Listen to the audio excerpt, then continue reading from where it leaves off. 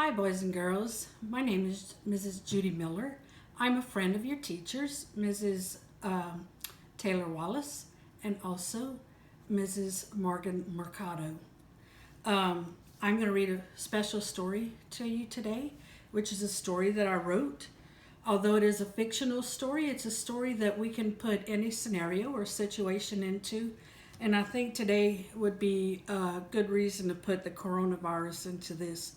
So being as we're staying at home, I know that your grandparents are probably missing you and looking forward to the day when you'll be able to come out and visit them again. So today's story is Granna and Pops' Wish.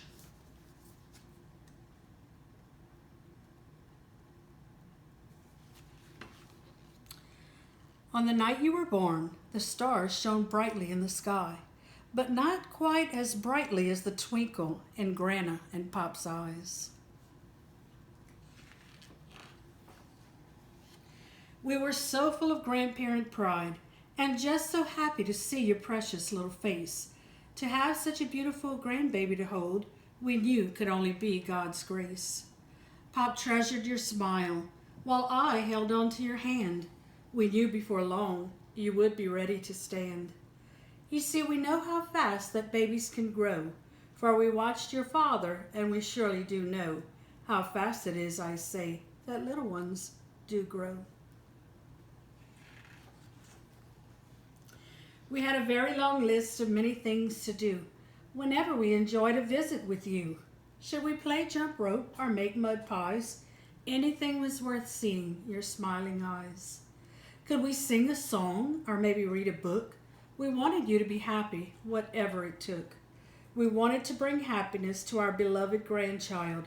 For you, it has always been a joy and worth going an extra mile. I know when I was a child, I absolutely loved being at my grandparents' house. So I know that you do today too. So many dreams we had, you see, so many things to share. So many ways to show our love, so you would always know we care. But of all that we hope to do and share, to spend time with you was our special prayer. Then one day, quite out of the blue, what had happened we wondered, for we did not see you. We were patient and calm while we waited and prayed, and always cherished our good times when we had once played. This coronavirus seems to have come from out of the blue, right? We missed you so much as we waited each day. How long would it be? We just could not say. We longed for a visit from our dear little one. Our wish was hopefully soon that our grandchild could come. Days went by, then weeks. 1 month turned into 2. How our hearts ached just to be with you. Pop sat in his chair, not knowing what to say. He would just sigh, and I would just pray. I watched through the window at the quiet falling rain, and I knew at that moment that God cared for our pain.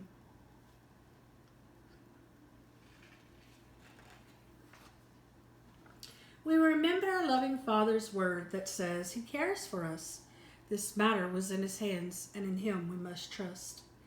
God had certainly brought us through trials before. We knew He would answer our prayers once more. We would wait for the day patiently when you would be at our door. In every child we would see your familiar smile. Ooh, how you must have grown, for it had been a while. Our hearts ached for you with every child we would meet as we strolled about down our little street. I hope you're getting out there and doing some little walks and stuff while waiting for this to pass. We missed your laughter, your kisses and hugs. Remember the night we went looking for bugs? How we wondered so much if you were missing us too. And the little things that we tenderly do. Did you miss the games, the sleepovers, the puzzles? We wondered if you missed Granna and Pop's warm little nuzzles. Then one day, as I was praying once more, the bell rang and it was you, standing at our door. There you were standing at our door. Was it true? What was I seeing? Was it really you? I yelled for Pop to come see this surprise. while I stood there shaking and tears stung my eyes.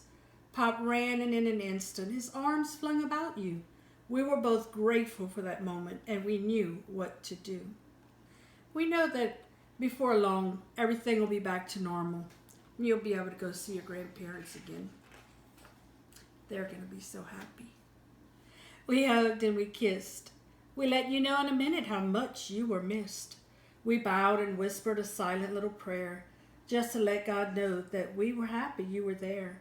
For God is so good, and we thanked Him too for answering our prayer to see you. But what really happened before? We really do not know, but that is in the past, and we had to let it go. One day it'll come that this coronavirus will be in the past, and we'll have to let it go and move on forward.